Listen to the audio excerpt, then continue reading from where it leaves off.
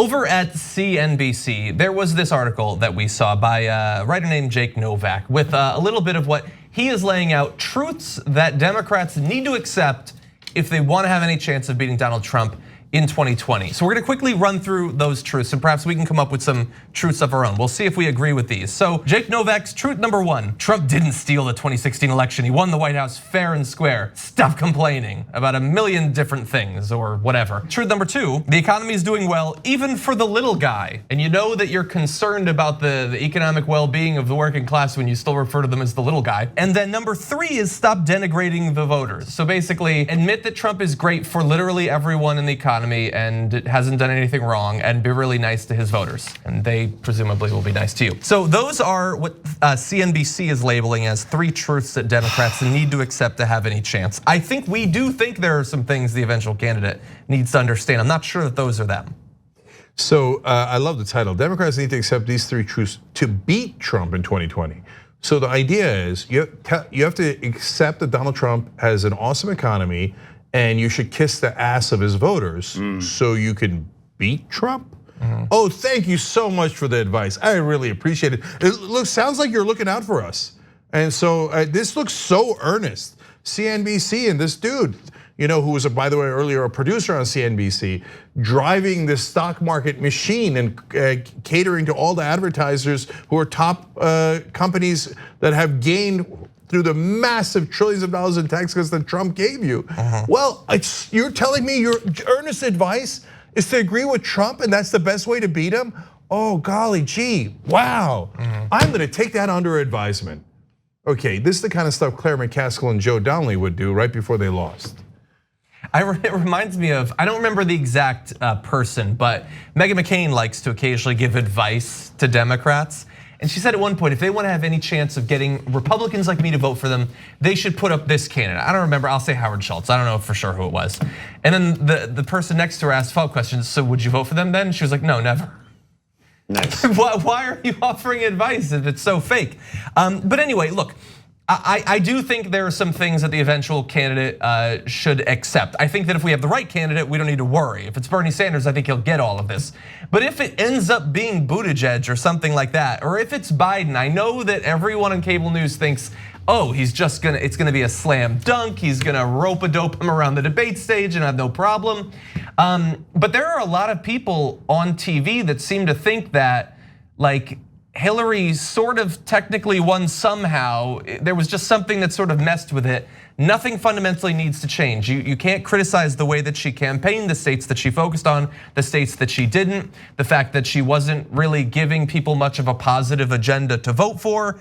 I think that if we end up with another candidate who either largely agrees with that agenda and strategy, or at least wants you to think that they do during that, if it's Biden or if it's Buttigieg and they run in the same way, that is going to be a complete debacle.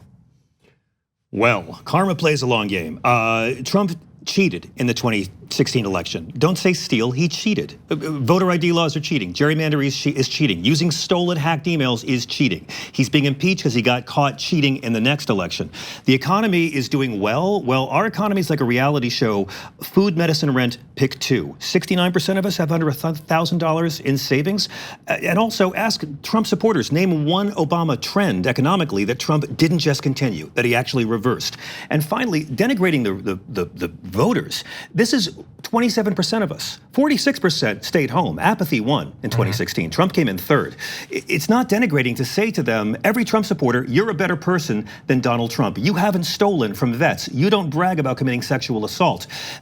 Hillary Clinton said a subset of his supporters are deplorable. She was right, they're racists. We know they are, they don't care. A positive message for Democrats is saying, you deserve better than this liar. How's Mexico paying for the wall? He lied to you about everything, and the average Trump supporter is a better human being than Donald Trump. It's a stronger message, but these are all rubbish, and it's meant for a guy at CNBC to feel better about himself, secretly rooting for Trump.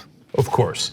So, but let's do nuance. So there are folks and a bunch of reporters and other folks on social media, even today on my account, on Twitter, saying, oh no, but Hillary Clinton won. She won the popular vote. I've heard that a million times.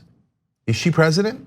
I wish she was. I voted for her. I told you guys to vote for her. Yeah. I think Donald Trump is a monster. I told you, and I was right about that. Bernie voted for her. Yes, and Bernie endorsed her, did 39 different events for her, right? Rallies for her.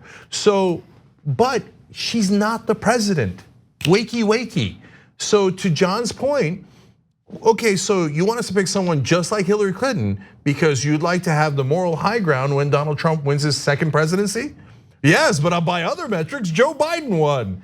No, I just want someone to win, to actually be president. And so, but the press, again in unison, lies to you about a fundamental fact. They say if you pick someone like Hillary Clinton, they will have a better chance of beating Donald Trump. Just look at that sentence. How could that possibly be true? Hillary Clinton isn't president. But they tell you, no, Joe Biden, he's very electable. It totally agrees with Hillary Clinton. Almost every position is the same or more conservative than Hillary Clinton. So obviously you should pick him because remember how Hillary Clinton won and is the president? He isn't the president. So no, you've got to pick a populist. You've got to pick someone who the middle class can actually root for and be energized by, not a guy who says nothing will fundamentally change. That's exactly what Hillary Clinton said. So they lost to a buffoon. And they said, don't worry, let's make the same exact mistake. No deal. Now, lastly, on Donald Trump's voters, look, I agree with John, the other John, 100% that I actually think the best thing Hillary Clinton ever said was the deplorable line. Yeah. And no one ever says it accurately. She said half of them are deplorables and half are not. And that is true. Half of them are totally beyond redemption. What are you going to do? You're going to Klobuchar them into voting for Democrats? And that's 1/8 of America. We're only 1/8. That's right. And those guys who hated that Obama was black, and I can go on and on and on. Yes, they are deplorable, and you're not going to win them over, you schmucks. Oh yeah. You know what? They're deeply racist and they hate Muslims and Latinos. That's why they'll vote for Biden. They're not gonna vote for Biden. They got their dream guy in Donald Trump. But the other half are what I called back then, and I was, again, sorry, but I was right. And why do I tell you that now? Don't make the same goddamn mistake. Oh, Jake, you don't know anything. You were totally right. That's why we shouldn't listen to you this time. Anyway, so they're brick voters. They hate the establishment. So they picked up a brick and they threw it through the establishment window. That orange brick was named Donald Trump. I mean, you can't find a better brick. Total agent of chaos, right? Let me just mess people up just for the sake of messing them up. Just send in this cyclone and see what kind of damage you can do, because that's how much I despise the establishment, is what a big chunk of voters told you. And instead of listening to that, going, oh, maybe they don't like us. Maybe they don't like the establishment. Maybe we should go populist, but actual populist that actually helps the people. Nope, not one person in media says that, in the mainstream media. You know why? Because they are the establishment. Yeah. And they don't want to admit to themselves that people don't like them. 77% of Americans in the last poll said the media is fake news. 77%. And so, nope, I hear no evil, I see no evil. The establishment is wonderful, we are beloved. Let's pick someone out of our country club just like we did last time. And then we'll get to say later it was the Russians, it was Comey, and we'll feel great about ourselves. And besides, what difference does it make? Because we all just got tax cuts. Yeah. Boom. I mean, you're exactly right. Biden is in the lead right now because he won all these polls. But if Hillary Clinton had had Bernie Sanders as her running mate, instead of a very nice guy, no one remembers his name, we'd be sitting around complaining about what an incrementalist, corporatist president she was right now, and we'd still be in the Paris Accord. We'd still have the Iran nuclear deal. We wouldn't be putting Scott Baio on the Supreme Court. I mean, if you don't have a rock star candidate, you have to have rock star ideas. It's all about getting the turnout. 46% stayed home. I don't know what Donald Trump can do to make that many people stay home next time, but at the end of the day, man, the worst thing that could happen to Donald Trump is a second term.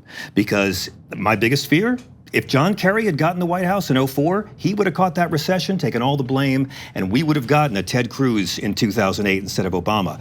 I don't root for a recession. I'm with you. I don't want the economy to turn, but we know the way it's going. And people have to intervene right now, and it's not going to be gradual improvement that's going to save us. The entire system has to be unrigged. And that's a message that can really resonate with conservative brothers and sisters. They've never heard Bernie Sanders or Elizabeth Warren break down how they're being ripped off. And they just voted for a guy with a golden toilet to stick it to the man. Thanks for watching The Young Turks. Really appreciate it. Another way to show support is through YouTube memberships. You'll get to interact with us more. There's live chat emojis, badges. You've got emojis of me, Anna, John, JR. So those are super fun. But you also get playback of our exclusive member-only shows and specials right after they air. So all of that, all you gotta do is click that join button right underneath the video. Thank you.